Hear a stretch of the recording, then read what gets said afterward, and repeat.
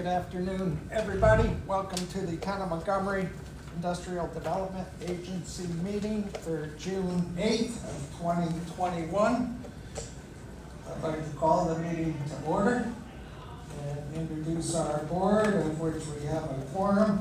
Starting on my left, Tom Jones, Bob Santo, I'm Jeff Christ, Chair, Matt Stoddard, and John Dixon. Ed Williams is absent. We have our attorneys here, Rick Golden and Ashley Torrey, our executive director, Connor Eckert, and Billy doing the live stream for us. Thank you, Billy. Our first item is the approval of minutes. We had a special meeting on March 24th to discuss the audit for Harris filing. Any additions, corrections to that meeting minutes? And I would entertain a motion to approve. I'll make that motion. Thank you, John. Motion by John, second by Matt. Any other discussion? All in favor, please say aye. Aye. Opposed, the same. Motion carried. And then our regular meeting of April 14th. Any comments, additions to those minutes? They've been distributed to the board both by email and hard copy today. I would entertain a motion to approve those. One, anybody shy? I'll make that motion.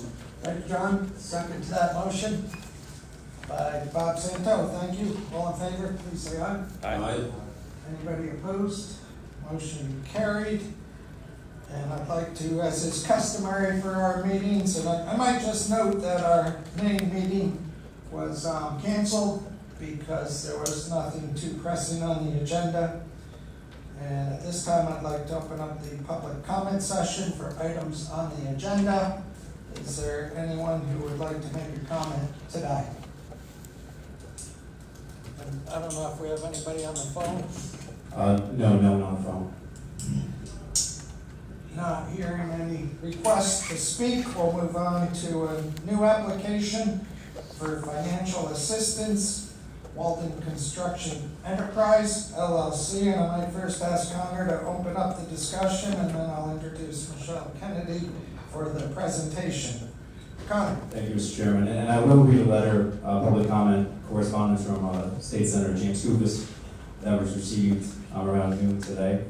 Dear Mr. Eckert, it has come to my attention the Town of Montgomery IDA is considering incentivizing your residential development at its meeting later today. It is highly unusual for this IDA or the Orange County IDA to provide pilots for residential projects, and as a result, I urge the board to take very serious caution and consider what the I in IDA ought to represent. The precedent you set today will dictate whether a floodgate opens to Montgomery taxpayers subsidizing non-commercial projects from center students. Thank you for your comment, Mr. Stukas. It's much appreciated, and the board will absolutely consider it. Mr. Chairman, I'll give a brief and broad overview of the project before the applicant presents. This is proposed senior housing proposed at 120 and 124 North Montgomery Street, Village of Walden. Approximately $14.8 million project with, I believe, 69 units. Proposing to create 4 full-time permanent jobs as well as 170 construction jobs. And with that, I'll turn it over to the applicant. And thank you for coming today. Michelle Kennedy, welcome. Thank you, Chairman, and members of the board. Good afternoon. I appreciate your time this afternoon. I am Michelle Kennedy, as stated with the law firm of Whiteman, Osterman, and Hanna. We are acting as counsel to Walden Construction Enterprise, the applicant, and joined today. Excuse me, if you could turn your mic on, I'm sorry. Sure. Is that better? Just trying to speak into it. Is that better? I'm not sure it's on. Thank you. It's on. Okay, is that? You're good. Yeah. I'll try to elevate my voice a little. Okay, I'll begin again for the purpose of the record. Good afternoon, Chairman Chris and members of the board. My name is Michelle Kennedy, and with the law firm of Whiteman, Osterman, and Hanna, we are counsel to the project applicant, Walden Construction Enterprise. I'm joined today by Moses Schwartz, managing member of Walden Construction Enterprise, and principal of Mocha Builders. Also here with me is Lawrence Marshall, the professional engineer for the project, and the president of the firm, Mercurio, Norton, Tiroli, and Marshall. You each should have received in advance of this meeting, and these materials were also posted to the IDA's website, a copy of the company's application with exhibits A through H, including an expert report as exhibit D, our corresponding cover letter and a supplemental memorandum dated June 3rd with the agency's uniform tax exemption policy and the National Association of Home Builders study regarding the economic impact of housing development attached as exhibits 1 and 2 to the memorandum. Additionally, we have submitted to the agency 2 sets of complete engineering plans unanimously approved by the Village of Walden Planning Board. The application materials are submitted in support of the company's request for IDA financial assistance in the form of sales and use tax exemption, mortgage recording tax exemption, and a 10-year payment in lieu of tax agreement.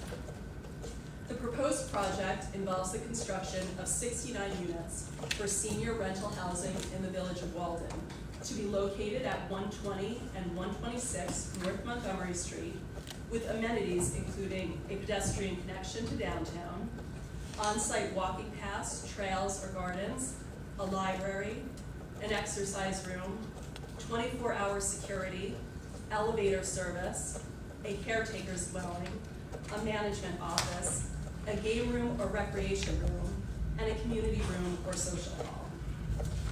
As you may ascertain from the amenities, the proposed project facility addresses common concerns of seniors with isolation, security, on-site assistance, property maintenance, proximity to downtown, outdoor, and indoor leisure space. The project will be situated on approximately 6.2 acres. Our community planning expert, Dr. Cynthia Falk, included on page 4 of her report attached as Exhibit D to the application a rendering of the proposed facility. In terms of employment opportunities, 170 construction jobs are expected to be created over the anticipated 2-year construction period. The construction jobs will be offered in accordance with the Town of Montgomery Industrial Development Agency's local labor policy if financial assistance is granted. Within the first year following completion of construction, the project will create at least 7 ongoing positions, 4 of which will be employed positions and 3 independent contractor positions. The total project cost and investment in the community is estimated to be approximately $4,788,000, $900,000 of which is represented by annual debt service. Attached as Exhibit G to the application is an amortization schedule that gives you some approximation of the debt service over 30 years for the principal amount of approximately $12 billion. And you will see that the debt service is considerable. When you compare the amortization schedule and the return on investment, you will see that within the first 7 to 8 years, after taking into account the initial investment in excess of the principal amount of the mortgage on the property, the $12 billion, the $2 million that will be remaining approximately, after taking that investment into account, you will see that this project is not likely to realize a return within the first 8 years. Even with the agency's financial assistance, the return will be negative for at least the first 8 years. As this board well knows, the cost of materials are up nearly 25 to 30%. This has been a significant factor for our client in approaching the board for the financial assistance. It has a real impact on the project budget.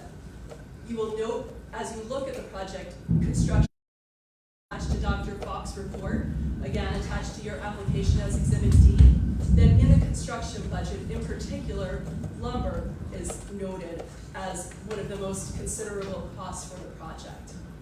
And again, these costs, the debt service, have precipitated the application to the IDA. This application by no means sets new precedent for the Town of Montgomery.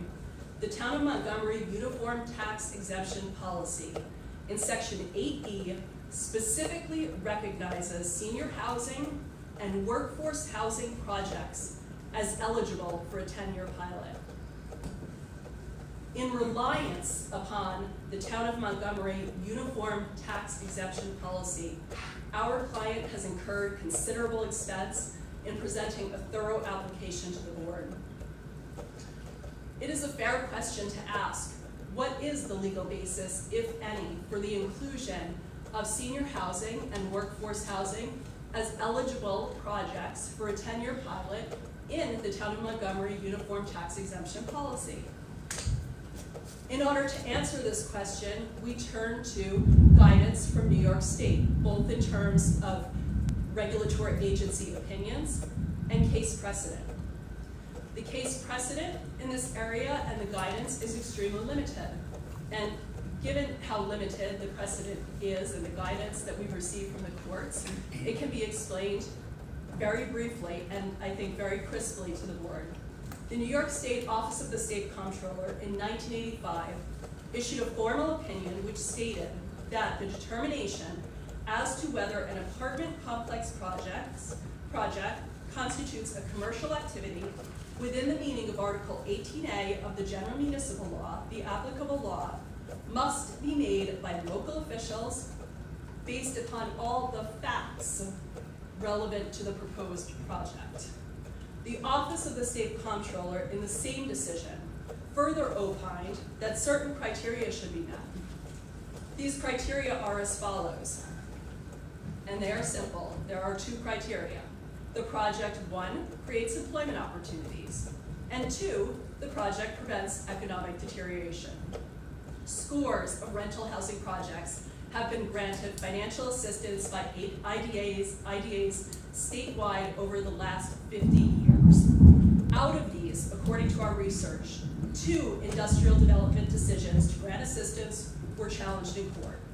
One in 1987, which was the same matter that was the subject of the 1985 Office of the State Comptroller opinion that said that the local boards decide based upon the facts whether an apartment complex project constitutes a commercial project within the meaning of Article 18A of the General Municipal Law. And the second, more recent, was a 2016 case named Ryan versus Town of Hempstead Industrial Development Agency. Those are the only cases, the only guidance that exists with respect to this area of the law under Article 18A of the General Municipal Law as to whether rental projects constitute commercial projects eligible for IDA financial assistance. And presumably, this is the same body of law that the Town of Montgomery has relied upon in drafting its recently updated Uniform Tax Exemption Policy, updated as late as December of 2020, to specifically state in Section 8B that senior housing projects are eligible for 10-year pilots. The Ryan versus Town of Hempstead decision, the lower court upheld the IDA's award of financial assistance to a rental housing project based upon certain factors enumerated in the case. An appeal was filed in 2017 and subsequently withdrawn in February of 2020. Thus, this case also resolved in favor of the town's industrial development agency granting financial assistance to a rental housing project. I have copies for council and the board for your convenience if you would prefer both the Ryan case as well as the withdrawal of the appeal and the withdrawal was upheld by the court in February of 2020. If the board would prefer to see that paperwork, I have it available to you today. If we use the same factors applied in the Ryan case under the general concepts of creating employment opportunities and preventing economic deterioration, how does our proposed project compare? For this, we look to the facts. We look to the expert report of Dr. Cynthia Falk and the agency's eventual cost-benefit analysis. Dr. Falk is a professor with the State University of New York. She's a certified women business enterprise. She's an expert in community planning and design, a published author, and a deputy mayor. Her findings, specifically based upon the American Community Survey data, show that in the village of Walden, roughly 25% of the population is age 50 or above, but only 8% of the population is age 65 or above. Whereas in the Poughkeepsie, Newburgh, Middletown, New York metro area, as a whole, more than 15% of the population is age 65 or older. These statistics suggest that the senior population is leaving the village of Walden at a faster pace than surrounding communities. Dr. Fox speaks in her report to the reasons for this exodus at a greater rate than you see in neighboring communities. And those reasons are related specifically to the availability of senior housing and the lack of amenities that would otherwise exist if this project were approved. The village of Walden, she also notes, has a vacancy rate that is 1/2 of the vacancy rate in the state as a whole. Again, there's less housing options available to seniors, and the less housing options make housing more expensive. Pages 2 through 4 of our memorandum cite Dr. Fox's findings and the underlying statistics in relation to the factors applied in the Ryan case.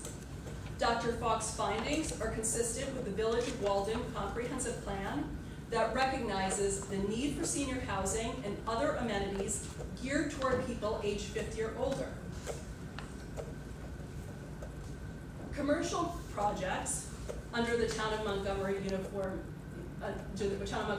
Tax Exemption Plan are distinguishable from qualified retail projects. If you look in the same section of the Uniform Tax Exemption Policy, which again is attached as Exhibit 1 to our memorandum, you will note that qualified retail is a separate category. Qualified retail projects are subject to a higher threshold for approval and eligibility for financial assistance than commercial projects. It is our position that our project has certainly met the baseline for a commercial project, given the guidance of the New York State Comptroller and the 2 decisions that have been previously discussed. But we also, in recognition of Dr. Fox's findings, suggest that we meet the higher criteria for a qualified retail project. And that standard is that the goods and services would not be reasonably accessible but for the proposed project. Again, Dr. Fox found that vacancy rates are low. There's an exodus of people in this age group who are leaving because housing and amenities that would be offered with respect to this project are not otherwise available to them. And so for these reasons, again, in consideration of her report, we think that not only do we meet the basic requirement for a commercial project, but we also exceed that requirement in terms of a retail project. We have primarily one request before the board today, and that is that you follow the instruction that was provided in the Office of the State Comptroller guidance, that you do your fact finding, and that then you come to a decision. Built into the law is a process for that fact finding. It includes a public hearing.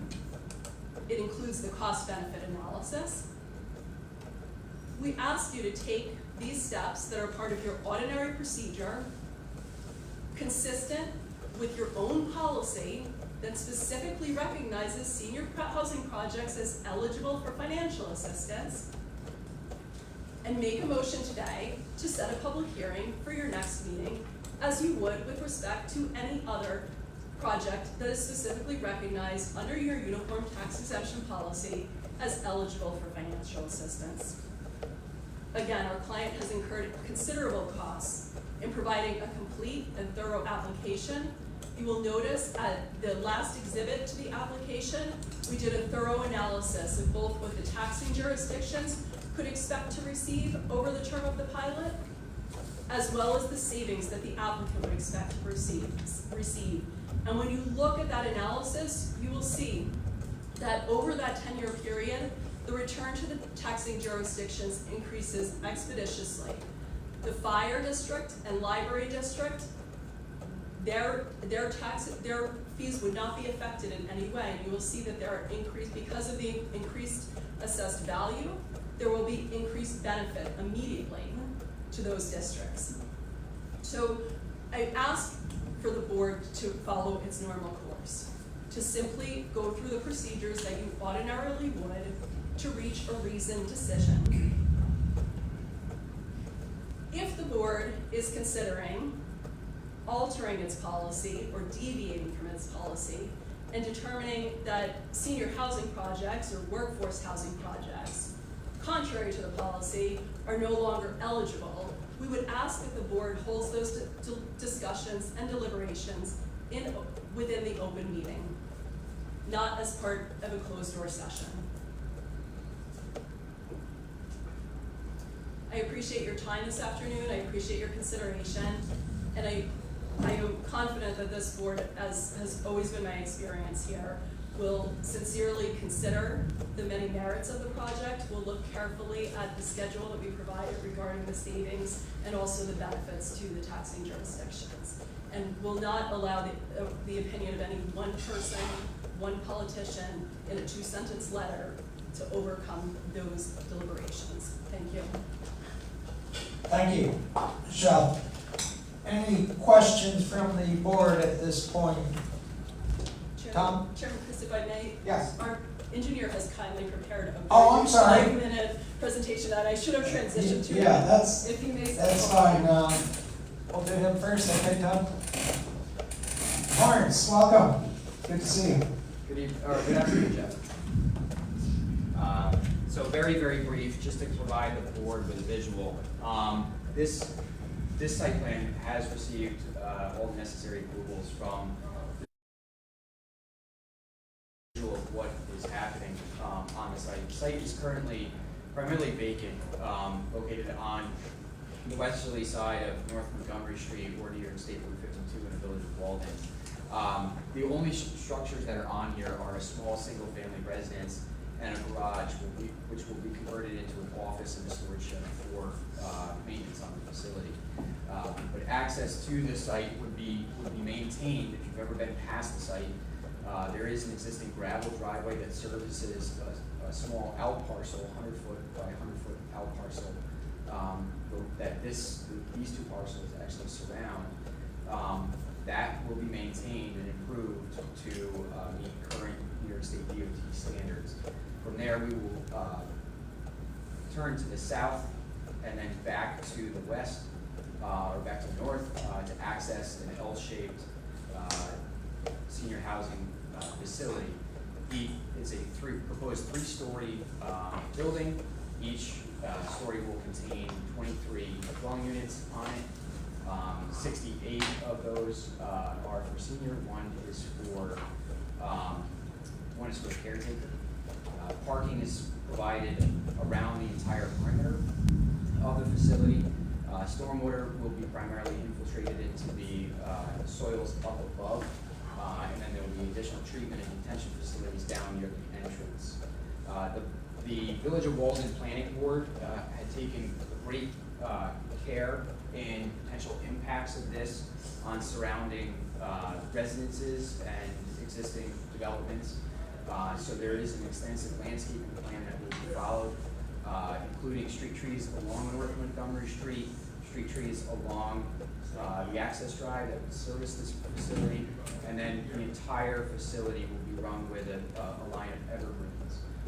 In addition to that, there's some extensive larger trees that are located on the southerly and westerly side of the site, and it was a paramount importance to the Village of Walden Planning Board that those trees and vegetation be maintained to the maximum extent practical. So we're going to maintain a majority of those existing trees, we're losing only a few. If you've ever been physically up into this site, it's fairly unique. It is the location of an old mine. There's an extensive amount of gravel taken out of the center of it.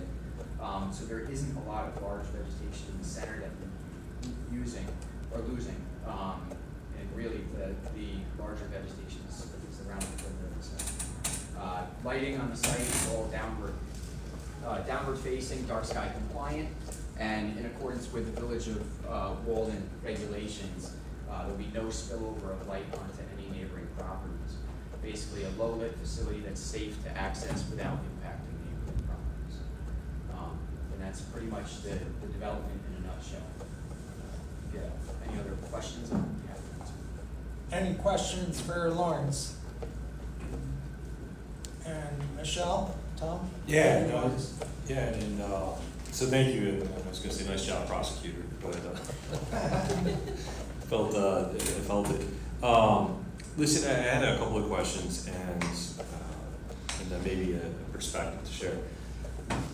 The question I had, this Dr. Falk in the report, the study that was done, do you have year-over-year data to suggest that there's actually a trend taking place of senior exodus within Walden? I believe that I would have to check her report to be specific, but I think the most recent data would be 2019, and it's based upon the census data, so it should be going back at least 5 years.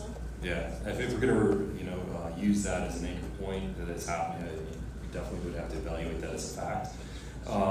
But taking that into what may be the concerns of driving folks, I also have to assume that has to do with price points. And when I look at the price points that were suggested in here, it's $1,700 a month for the rent, and I compare that against a resource like seniorliving.org, which reports that the average senior rental in New York is $1,119 a month, and for a 1-bedroom, and for a 2-bedroom is $1,329 a month.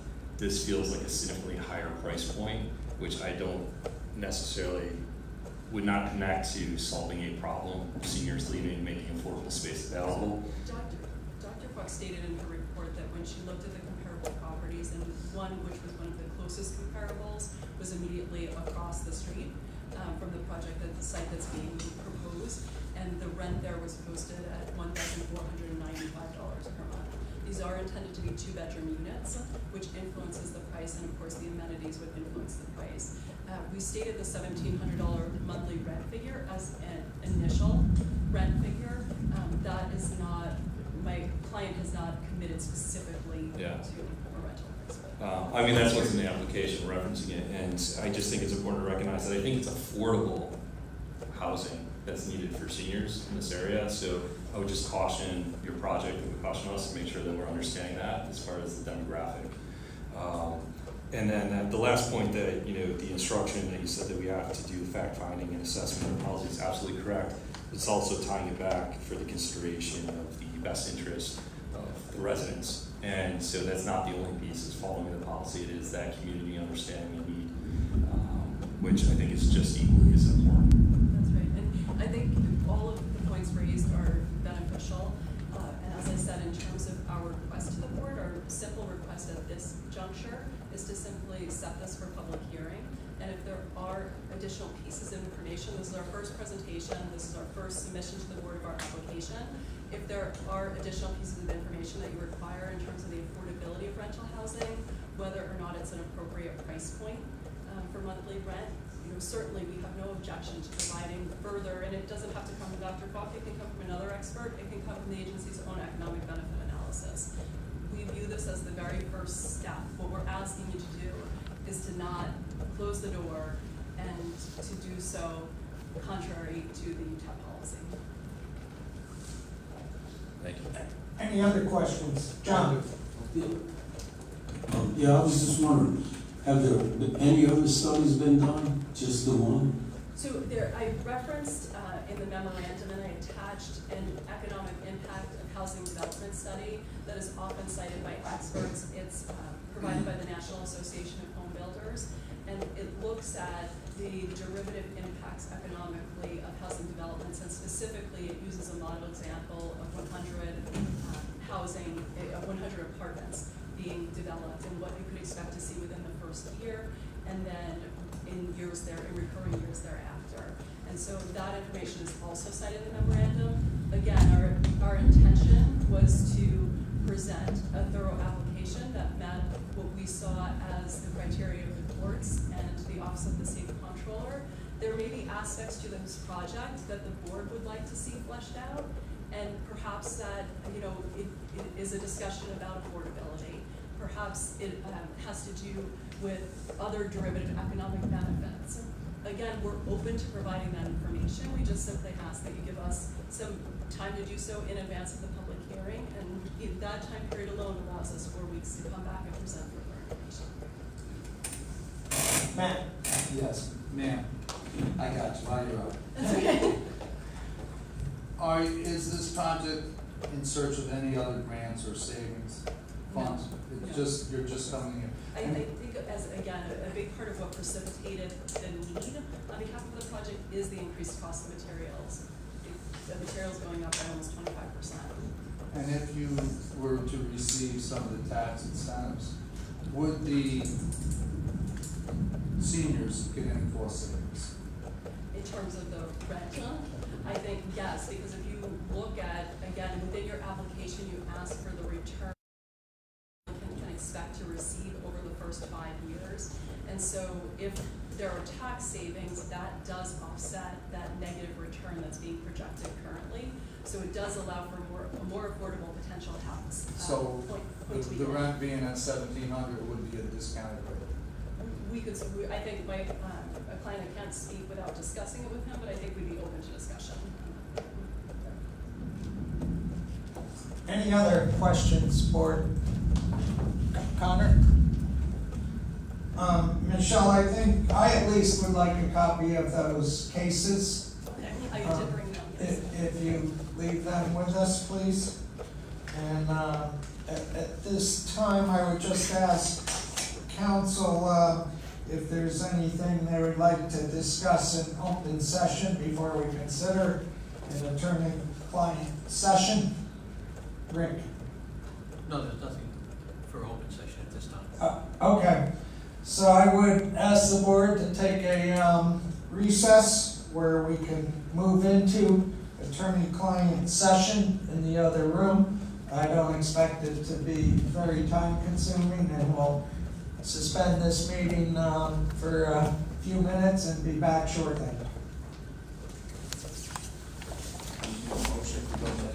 I made the motion. Not an executive session.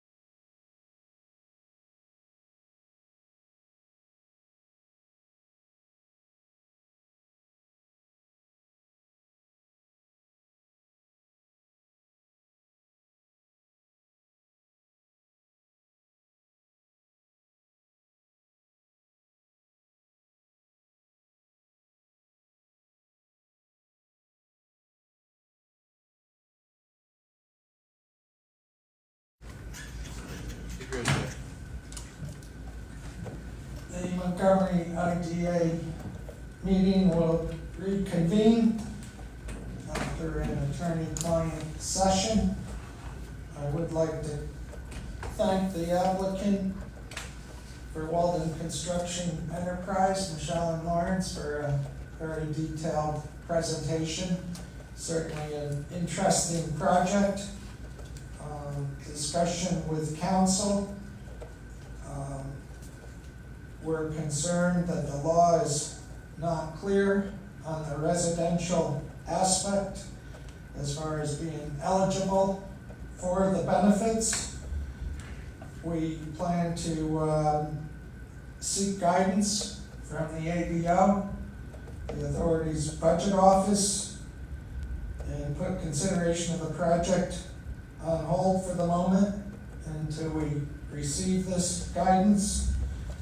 And therefore, we would take no action today on the project and would not set a public hearing at this time. But we'll keep you posted, and thank you for being here today. Chris, if I may, is there any outer limit by which, if a decision is not forthcoming from the ABF, or if they do not give you a legal opinion as to whether or not this would be an eligible project, at that point, would you make a final determination? Well, I think we would have to, but I'm not in a position to even guess what that might be at this time. So, yeah, So is I think there, it's a fair point, right? And, if in fact a decision is not forthcoming in a reasonable period,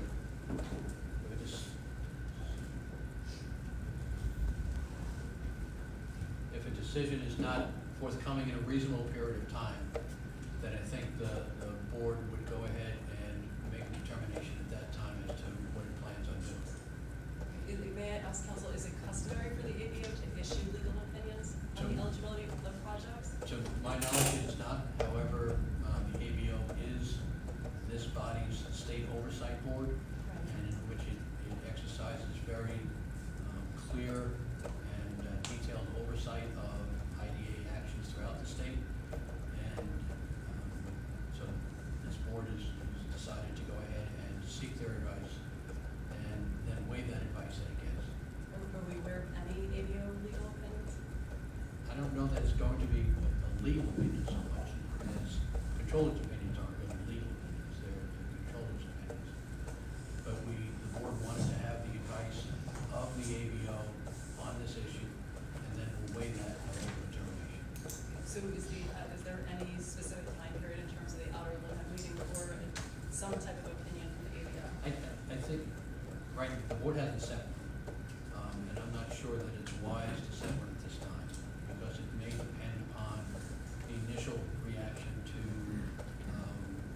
the board's inquiry. We'll do that expeditiously and ask for that, but if the board, let's say the ABO comes out and says, well, we'll consider it and give you an opinion next year, well then obviously, I don't think the board's gonna wait next year before it discusses this project further.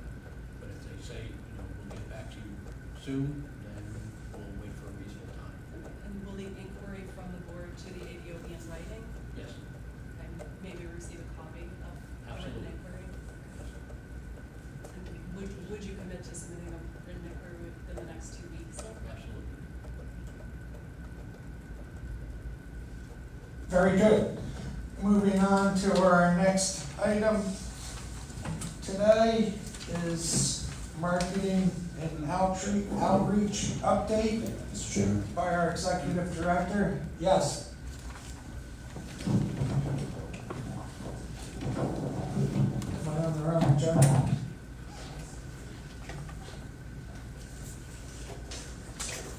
Oh, okay, yep. We had an update, sorry about that.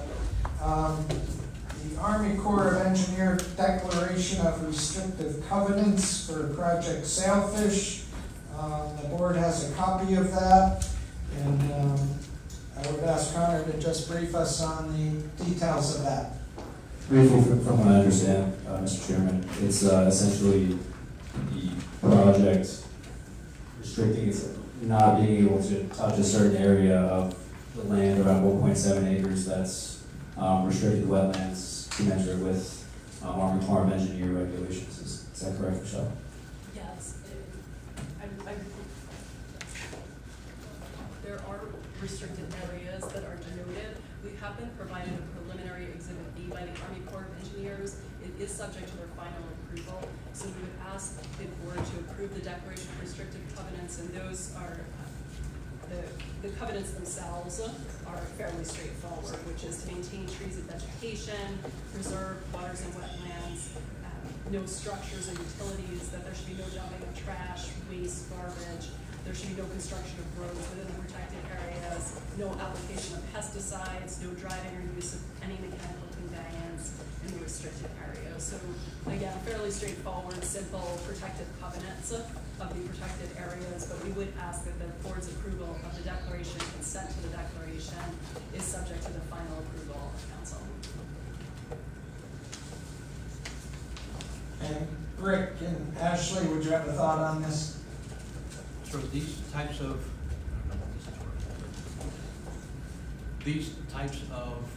restrictive covenants by the Army Corps of Engineers are very standard. We've dealt with them on many other projects. Their uses, the purpose of this is obviously, as Michelle has pointed out, is to protect certain areas in a way that the Army Corps wants them protected, so they have certain language that they want. Usually, they do not vary for that. I've had some dealings with them where they've agreed to vary it on some occasions. I'm not sure that it's required at all here, but I think that it would be prudent, because these things are normally fairly conventional in what they are requesting. It would, in my opinion, would be appropriate for this board to go ahead and approve this subject to final review by council, and we will do that no later than next week. Would anyone care to make a motion of approval on this as I'll Rick make that outlined? motion. John, second to that motion by Bob, thank you. Any other discussion? And I would ask, for those in favor, please say aye. Aye. Aye. Anybody opposed? Motion carried. Thank you for getting me back on target. Connor, I skipped over that. And Mr. Chairman? Yes. So what I think since it won't be acting on this purpose, since it's subject to my approval, when I review this, I will notify you and the applicant as to my approval, and assuming that it would be, I have no objection to this, then it's up to the applicant as to what kind of additional proof you would need to pass on that would satisfy. Thank you, Rick. Marketing outreach update, please, Connor. Thank you very much. See you later, take care. Yeah. You left us those copies? I did. Okay, I left good. the copies Fine, of council. thank you. Connor? Thank you, Mr. Chairman. I'll briefly go through this. This week we'll be holding a community outreach event, Thursday the 10th, 10 a.m. in the village of Montgomery, John Blue. We're also filming our last of our promotional videos for the IDA with acquisitions marketing. Those should be coming out in the next few weeks upon just about ready to go. And we're still engaging people on social media. So we'll be holding an outreach meeting this week and continuing to push out digital content. Any questions, comments from the board?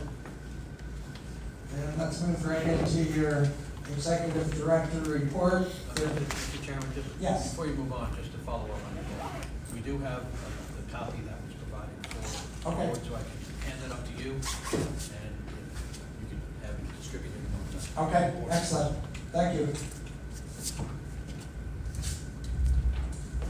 So Connor, executive director report for May, Thank please. you, Mr. Chairman. Continuing to be fairly successful in site selection, competitive in site selection, working with a handful of companies, leads from manufacturing, craft beverage.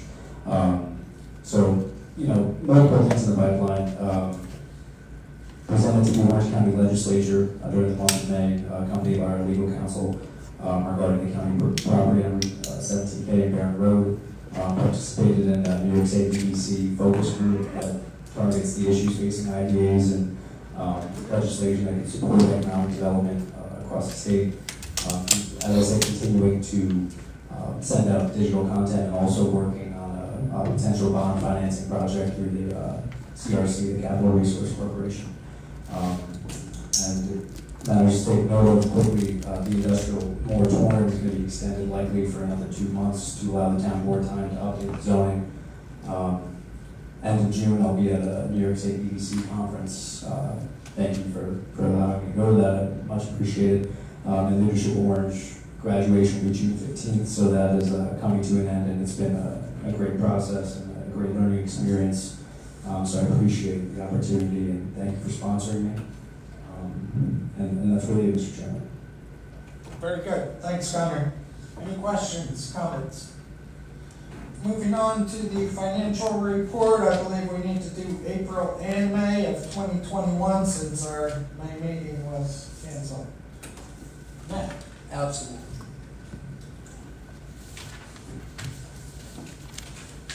So monthly statement for April, acquisition marketing, March marketing campaign, $6,850. New York State Economic Development Council, IDA Academy registration, $360. Connor Eckert reimbursements, $199.45. Burke, March invoice, $7,620. Suzanne Hayden, clerical, $1,600. Leaving the checking account balance at $377,374.38. Sailfish escrow account, checkbook beginning balance of $17,275. Loki Brill Consulting Group, March fees for Sailfish, $1,185, with the checking account balance of $16,090. Orange Bank and Trust, $377,374. Orange Bank and Trust Sailfish escrow, $16,090. Orange Bank and Trust money market is $455,885, bringing the grand total of $849,350.37. The following month, checkbook beginning balance from last report was $377,374.38. Town of Montgomery 2021 expense, Connor Eckert, $19,264.91. Checks for the meeting was $19,264.91. Leaving the checking account balance at $358,109.47. Checkbook for Sailfish escrow, checkbook beginning balance is $16,090. No checks were written. Oh, I'm sorry, Loki Brill Consulting Group invoice of $1,185. Leaving a grand total of $14,905. The Orange Bank and Trust, $358,109.47. Orange Bank and Trust Sailfish escrow was $14,905, and the Orange Bank and Trust money market was $455,905.35, leaving a grand total of $828,919.82. Questions for Matt on those? I would entertain a motion to accept both of those months' financial reports. By Bob, second to that motion. Second. Tom, thank you. Any other discussion? All in favor, please say aye. Aye. Opposed, the same. Motion carried. Very good. And another business, we have an update from Connor on the New York State Senate bills concerning IDAs. I believe you have a paper on those. Thank you, Mr. Chairman. I briefly wanted to just bring the board up to date on some of the legislation that the Senate passed, I believe this week, late last week, regarding IDAs. There were 11 bills. I can quickly go through the pertinent ones. One being prohibiting interstate piracy, which essentially means you can't provide financial assistance to projects that are in New York and looking to relocate to another part of New York. Requiring notice of IDA projects, so reaching out to the taxing jurisdictions and receiving confirmation that they received notice prior to approving the project. additional oversight and transparency on the disposal of property owned by IDAs, allowing the county comptroller to examine IDAs as not-for-profit corporations, banning elected officials from serving on IDA boards, allowing the public to access Paris information. Paris information is posted on the website already. Another bill that prohibits government officials from profiting off IDAs through receiving legal fees or consulting fees from IDAs. Then there's also redefining what a regionally significant project means to close the loophole that IDAs have been in the past incentivized car dealerships because they're considered to be pulling people from outside of the region. And then notification of the taxing jurisdictions when a pilot is soon to be expired, that's within 2 years. So there was 11 bills, they passed the Senate, and a handful of them absolutely make sense, and we I say for the board that we're committed to ensuring we follow the letter of the law of the statute. So that's really the 11 bills. Do you have any questions that you have? Question on that. Are these laws now, or is it just in the Senate? Does it have to go to the Assembly, or does it have to go to the governor's desk? Still needs to be delivered to the governor, yes. How will we know if he signs them? I'm able to track them online. In fact, anyone Okay. is able to track them, but I am in contact with a New York State BDC tracking legislation on a weekly basis, so I'll know as soon as it's delivered to the governor. Very good, thank you, Connor. Anything else? Any other business for us today? Note our next meeting is July 13th at 1 p.m. And I'd entertain a motion to adjourn. I make that motion. grant program. Sorry about that, yeah. Motion by John, second by Matt. All in favor, please say aye. Aye. Opposed, the same. Motion carried. Thank you.